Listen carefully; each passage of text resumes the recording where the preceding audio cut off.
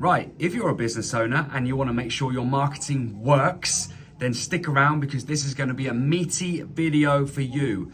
I'm sharing 10 things that you can do to make more money from your marketing in 2024. Now that's a bold statement, but stick with this. You'll especially like number 10, so make sure you stick around to the end of the video. Without further ado, let's get stuck in. Point number 1, reduce unnecessary outgoings. You know, I'm talking about all those subscriptions that you might have, the CRM system that you don't quite need.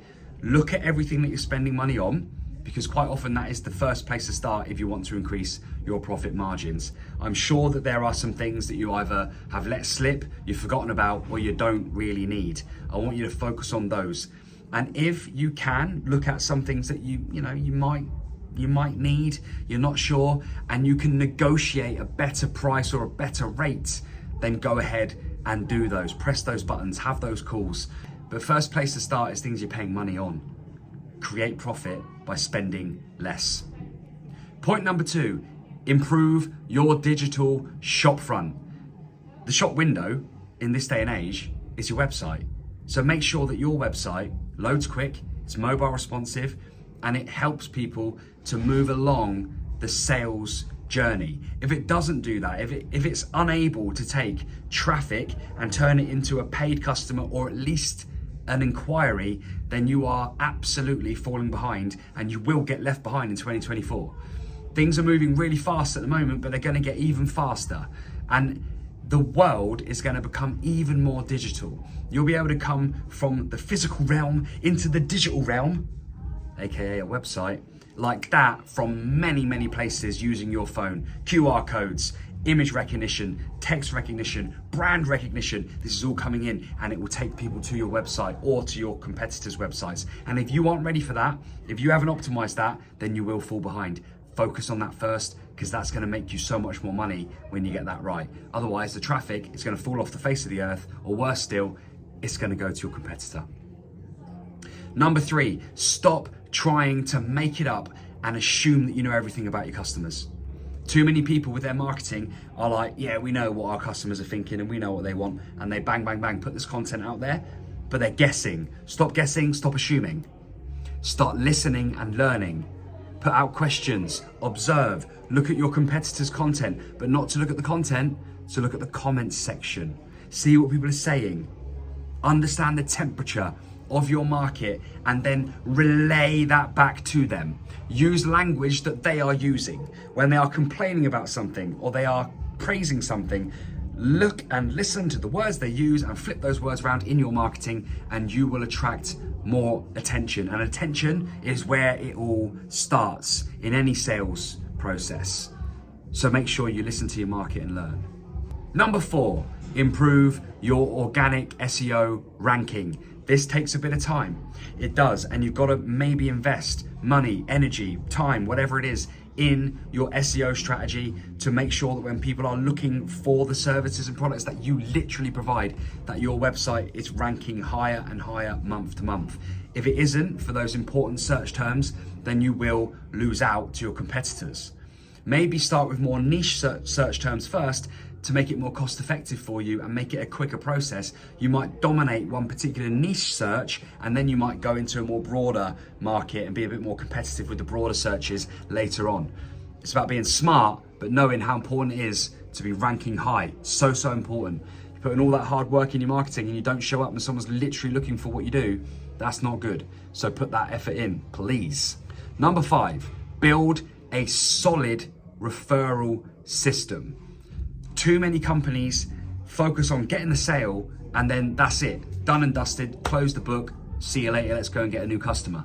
When really what we should be doing is recognizing how much effort and energy and cost has gone into attaining that customer and that conversion, and then how we can shortcut the conversion cycle by improving our retention and our referral systems. Rewarding people with the budget that you might have spent on attaining a new customer. Say it costs you £10 to get a new customer when you weigh it all up.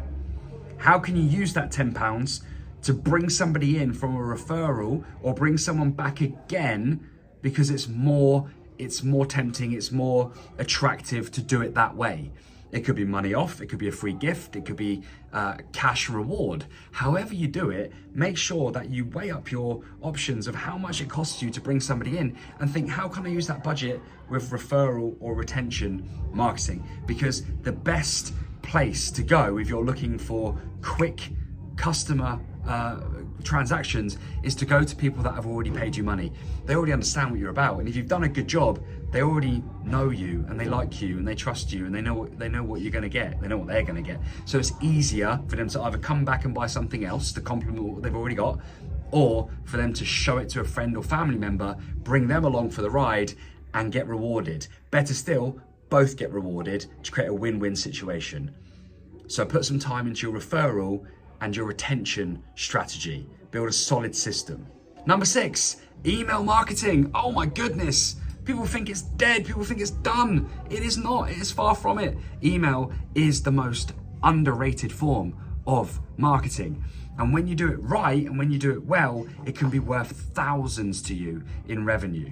Now, there's a lot that goes into it. I'm happy to help, but you're gonna have to pay me for my time if you want my actual help. But in this video, let me share with you 2 things that you can do with your emails. 1, have a subscription or an opt-in newsletter type offer where people can become part of your inner world, get a little bit more than what you'd put out there on social, get it direct, get it quicker, get it better, in exchange for their email address, so that you can nurture your customer or your prospect list rather. And number 2, please work on your automated cycles, your new customer acquisition cycles. When someone buys something, look after them. Ties in a little bit of retention and referral, but also keep tabs on when their birthday is, send them a happy birthday email and a little mini offer.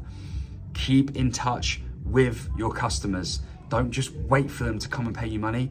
Keep in touch with them, because it's competitive out there, and if you're not putting the time in, somebody else is. It's a bit like dating, isn't it? Put in the time and the energy, or somebody else will.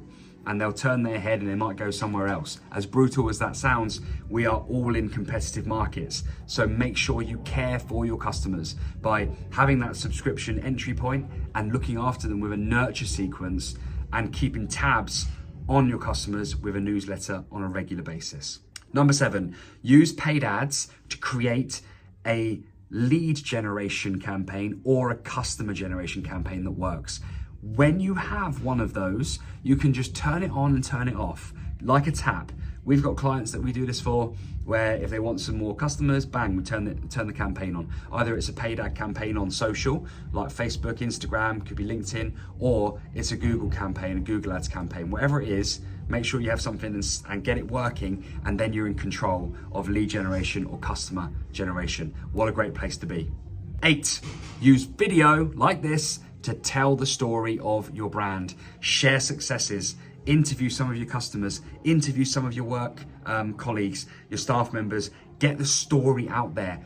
It's not just putting videos out telling people what to do with their lives. It's putting videos out that bring people into your world and help paint the picture of who you are as a company, so that if they are in the market for what you provide, it is you they come to, because they feel like they already get where you're going and what you're about. Video is a very powerful source of media. Number 9, another powerful source of media is use podcasts. Now, the great thing about podcasts is you don't have to necessarily host one, but you could go and find other people's podcasts that you could be a guest on, and you could bring your story and your message to their platform and their audience. Now, with podcasts, you get to explore different contexts. You get to talk about different things that you can then share with the market, so they get to know you as a person a little bit more. Really powerful way to build trust and to show your personality in the market, and that's really important as we move into 2024. Finally, number 10, create a strategy, a plan, and guess what?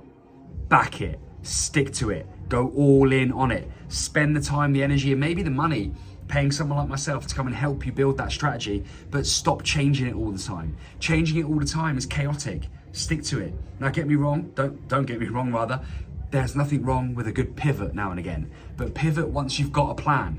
If you haven't already got a plan, you're just pivoting around in a circle. You're not really going anywhere. You've got to have that plan. It will reduce the amount of bandwidth stretching, and it will allow you to be able to focus more on the day-to-day stuff. And if a pivot happens, you'll be able to pull it off. It won't feel like everything's all over the place. So I thoroughly recommend that you do that. Now listen, I've got a bonus point for you. And the bonus point is to remember that we are entering what I believe to be the care economy. The companies that care the most about their products, their services, the way they do it, care about the world, care about sustainability, care about giving back, care about community, and ultimately care about the customer and give a shit about their promises that they give, you know, and not using shortcuts all the time and gadgets and gizmos. People are going to be impressed by that, and then they are going to be unimpressed by it when they realize how little care goes in to using AI and using these things to just like make it look like you care. You cannot fake care, and we're moving into the care economy. So if you can care at a visceral level about what you do and how you do it, it will give you the edge in 2024. It will give you the extra little bit of energy that's required in a buying decision. Should I go with this company or this company? Well, these guys seem to care that little bit more.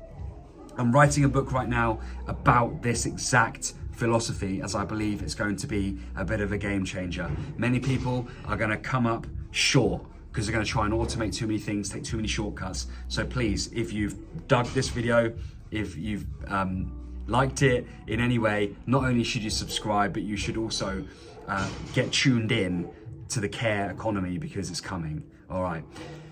Thanks for watching this video. I sure hope you found it useful. Please tell me which of the 10 points or the 11, if you take the bonus point, you are going to do right away to make some progress and get some momentum. Make sure you subscribe. If you've enjoyed the video, please like it. It does make a big difference. And once again, thank you. I'll see you in the next one. See you later.